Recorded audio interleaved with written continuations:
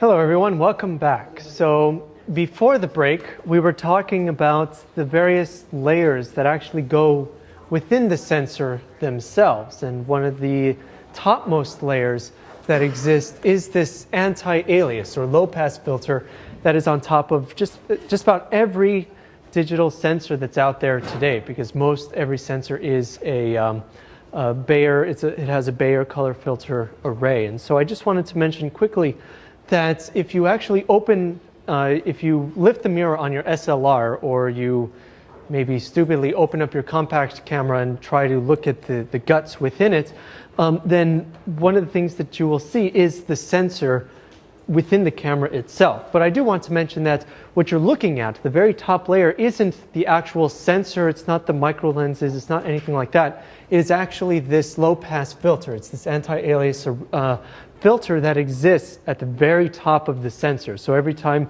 it gets dusty, or you are cleaning it or touching it in some way, you're manipulating that filter. So this doesn't mean that it's any better to scratch it or spill something on it or something like that. It's just useful to note that you're not actually touching the raw electronics itself. You're touching a glass filter that exists on top of the sensor. And if something happens to your camera, say while you're cleaning it or something, you may get lucky when you send it in for repair and they might just be able to replace that one filter. It doesn't necessarily mean it's going to be cheap, but it still might be possible to salvage your particular camera.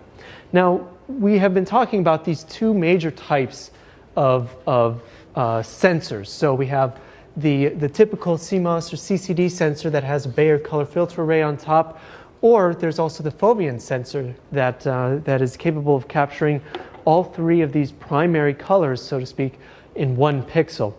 But manufacturers have even experimented with different types of sensors as well. So for example, Fujifilm, they came out with this particular sensor that looks a little funky, but this is 1 pixel right here, and it has actually 2 photodiodes per pixel. And so one of them is a very large, high sensitivity pixel, which is capable of capturing like the shadows and mid-tone regions. And then there's a much smaller pixel where, because it is smaller, it is capable of having a lower sensitivity, so it's able to capture a lot of the highlights, a lot of the detail in the highlights. And what Fujifilm claimed from this particular sensor was that it was able to combine the information from both of these pixels and get even better dynamic range out of a particular scene or out of a particular image. And where this was most apparent and most interesting was in its ability to recapture details lost in an overexposed region. And a lot of reviews, if you read some of these reviews, and I don't actually know if they've been keeping up with this, but this was popular even up until I think even last year. It did seem to work to a certain degree. They were able to get 1 stop, maybe 2 stops of additional information out of this camera than they were out of a typical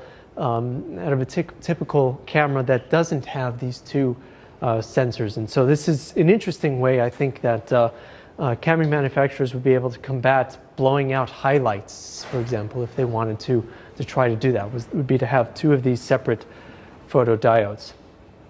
Okay, so there's a variety of sensors out there, like we've mentioned, and of course the most popular ones in compact digital cameras, just to reiterate, are the CCD sensors that use a Bayer color filter array on top. Digital SLRs tend to have CMOS sensors that also use a Bayer color filter array on top. And a lot of this information, after we capture this data, we put it on the camera, or we put it onto our computer, we can view this data, or we view this data as an image, but we also see, or we can see, I suppose, a histogram as well. And so we spent a while, an entire lecture in fact, talking about the histogram. So just as a quick review, what are the different types of histograms that we can have? Luminance, color, RGBs, and then we could also split them into the separate red, green, and blue color channels. But typically, a camera will have maybe luminance or RGB or colors, maybe if you're lucky, all 3. And so we can use this histogram to get an idea of the variation or the dynamic range within the scene. And I had always mentioned this, but I never really formally described it. So let's say that we have this particular scene right here, and we capture it with our digital camera, and we look at the histogram, and it looks like this. So you might be able to see something kind of wrong with this image. I mean, it's an okay image. It's pretty good, except that it's just very low in contrast. There's not very high range in contrast. And so what you were looking at in the histogram is an RGB histogram, just to give you an idea.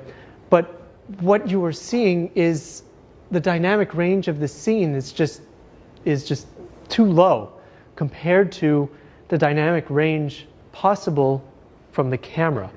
So we could increase the contrast and make this look a little bit better. But let's say that we had a much smaller camera available, and so it has smaller pixels and its dynamic range isn't as high. And so we capture this same image with it. We take a look at that picture, and it looks like this. So immediately you're like, wow, this looks really good. It pops out and has lots of good color information. But there's a downside to this, and you can see that it's blown out a lot of the color information at the high and low ends. So the dynamic range of this scene, even though it's the same scene, is now too high for this particular camera. So keep in mind that this is exaggerated. So if you actually have two cameras side by side, it's probably not going to look like this. But you can, of course, adjust this lower contrast image to have a higher amount of contrast within it. But there's a downside to this, and I mentioned this before, but I don't think I actually did anything to show you. So let's say I have an image that looks like this, and just to give you an idea, this image was taken with a compact camera, and let's say that it looks okay. It has some interesting contrast within it already, but let's say that I really wanted to go overboard and increase the contrast even more. And what I want you to pay attention to is this change in the color of the sky, the gradient that exists here. So as I increase the contrast, it is, of course, increasing the contrast, as you can see. But just to show you, these maximums. So this is very low contrast. This is very high contrast. If you can see, there's this sort of defined line in the difference of the blues. So there is this lighter blue and then a step to this darker blue and then a step to this black.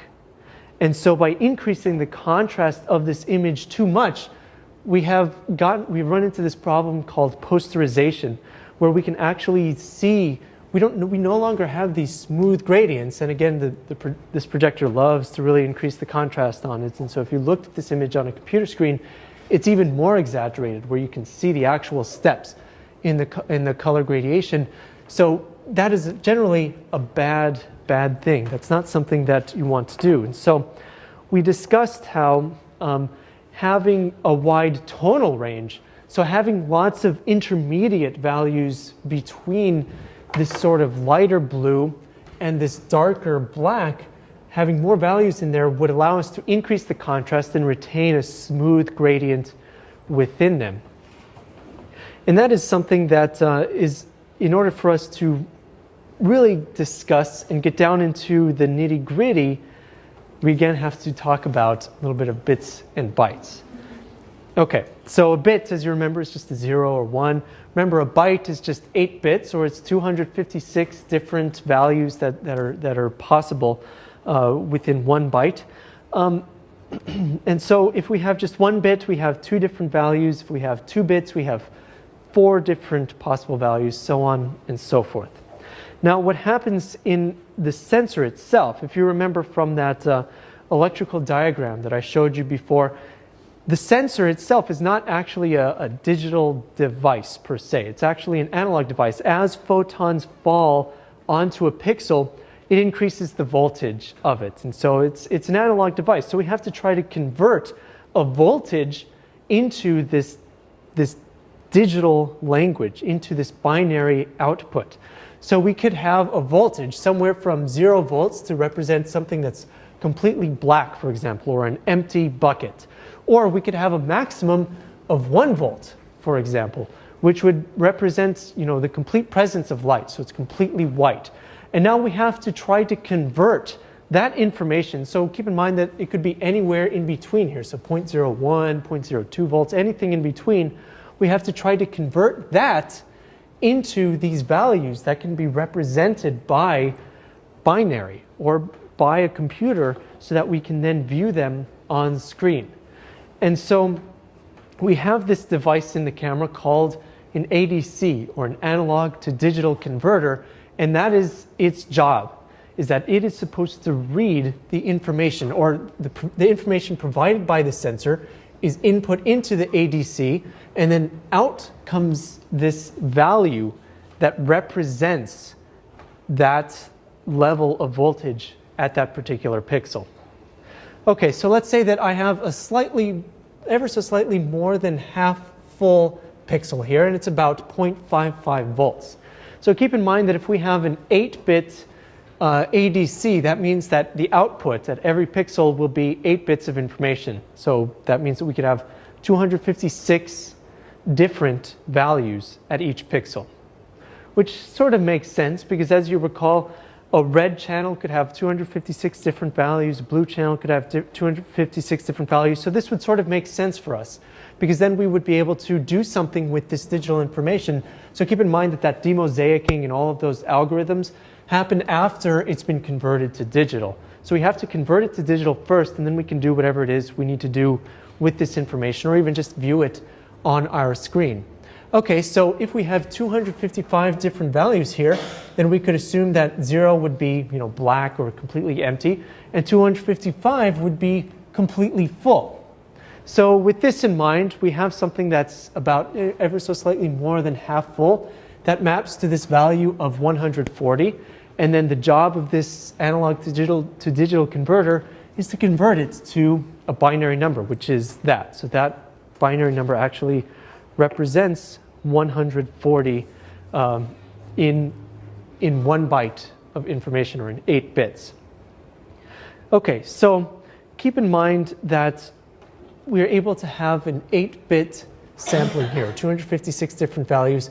But if we think about what this means that if we have an 8-bit ADC and we have an analog sensor that is also, or that is capable of about 8 stops of dynamic range, then that's okay. Or even if we have a sensor that's capable of about 7 stops of dynamic range, then that's okay too. And the reason that this is okay is that keep in mind that it's a doubling or a halving of all of this information that represents 1 stop.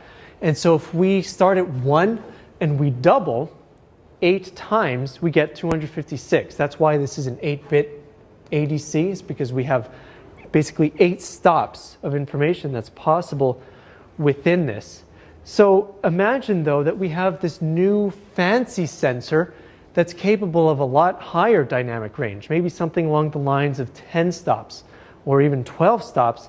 Then what we need is an ADC that has a higher sampling, so one that has maybe 10 bits or 12 bits of information, so that we can represent all of the information from that sensor in digital format. So if we have a sensor that has too much dynamic range, that has too much dynamic range for the ADC, then it's just not going to work out very well. We have to throw out some information either at the high end or at the low end in order to be able to represent it in the digital format.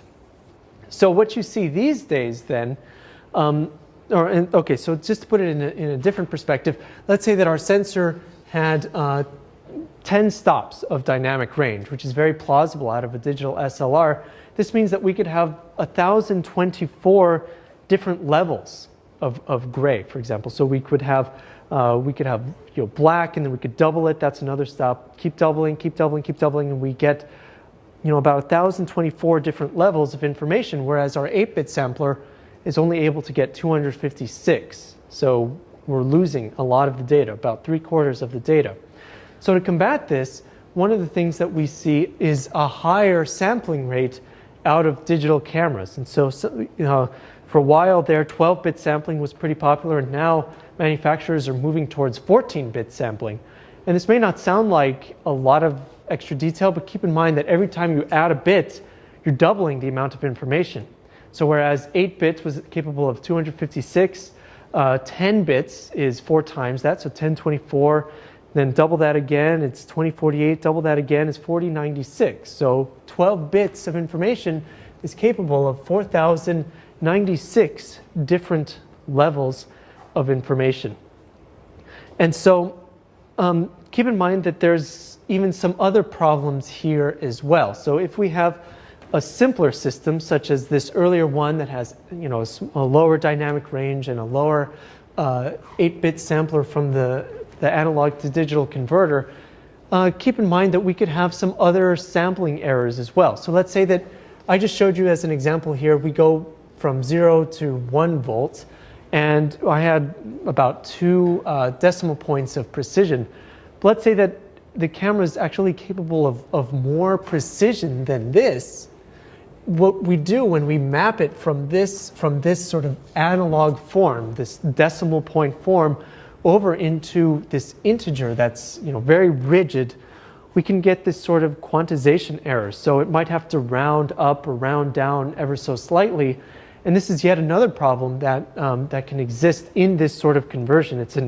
It allows from an extra little bit of noise, for example, and having so few quantities for it to choose from makes this posterization problem even easier, because we just have so few values between absolute black for this camera and absolute white for this particular camera that it's just easy for it to have this posterization problem if we need to increase the contrast within it.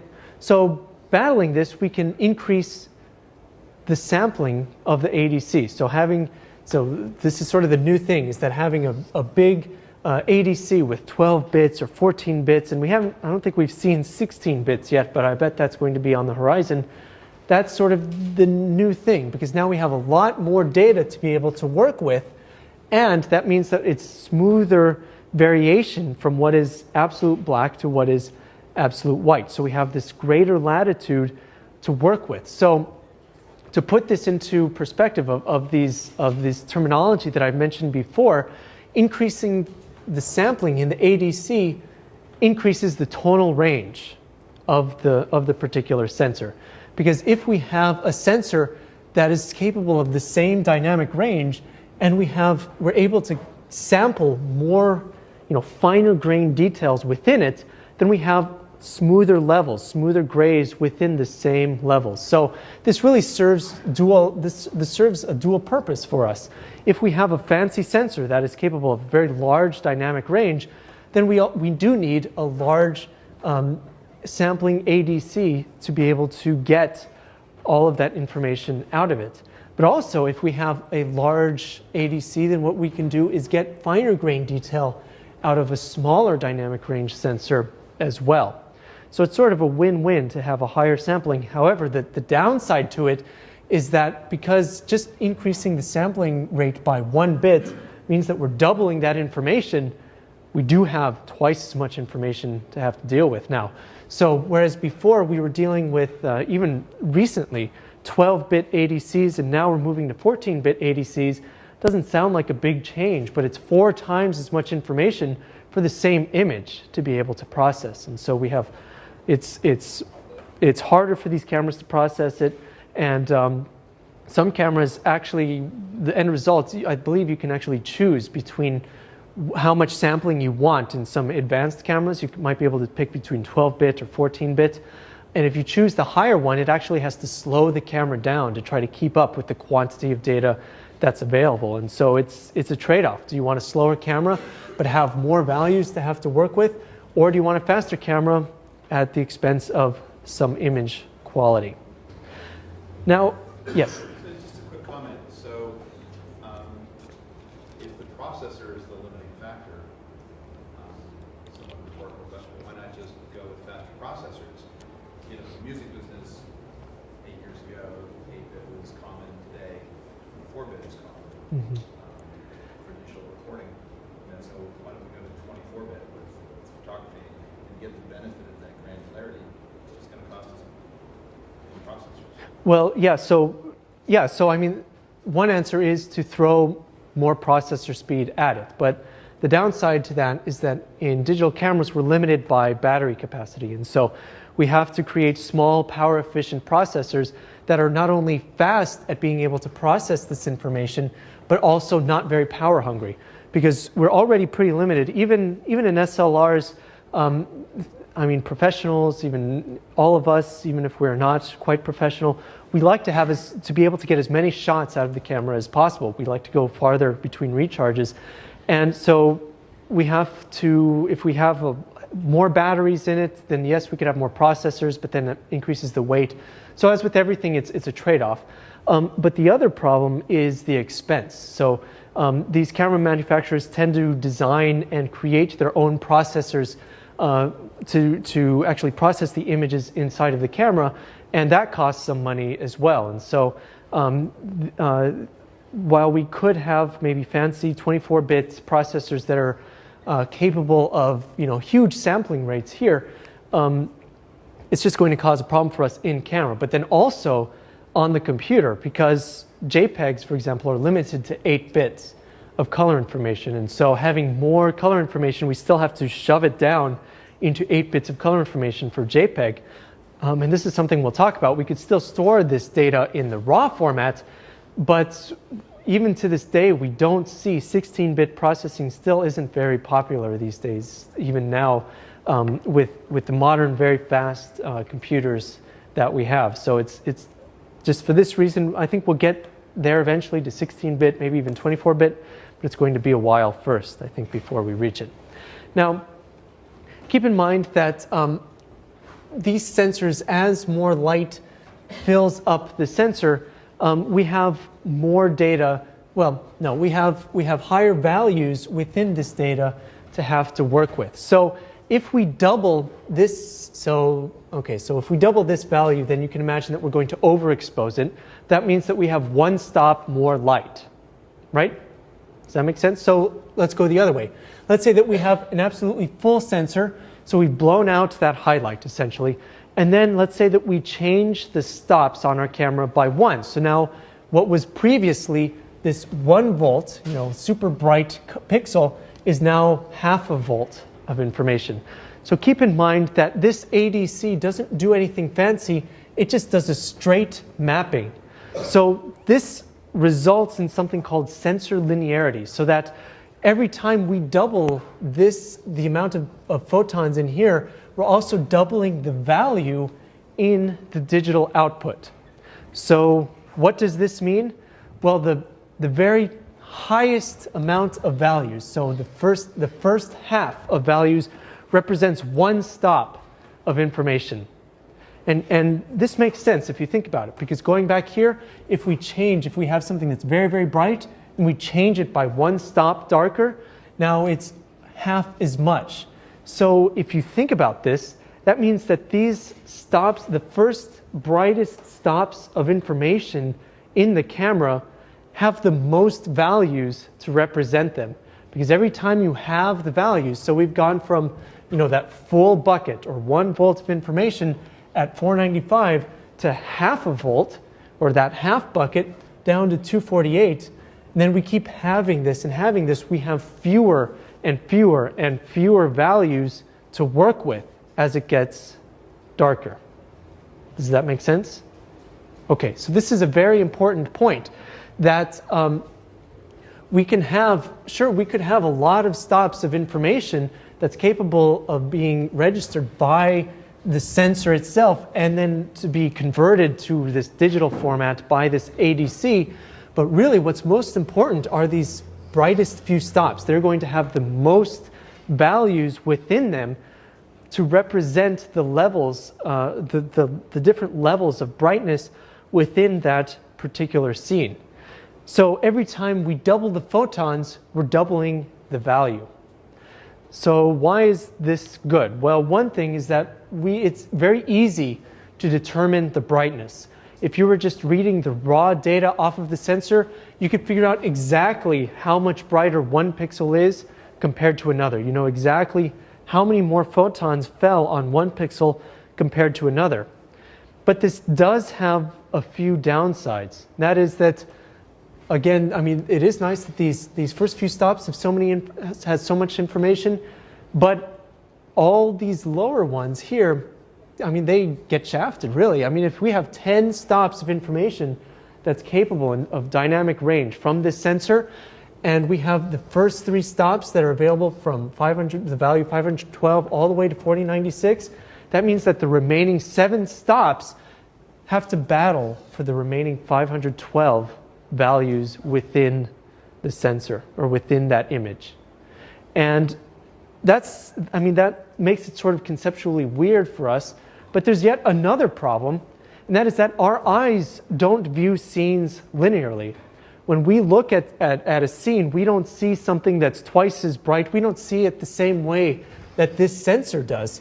Something that's twice as bright, we don't have, it doesn't register to us as being twice as bright.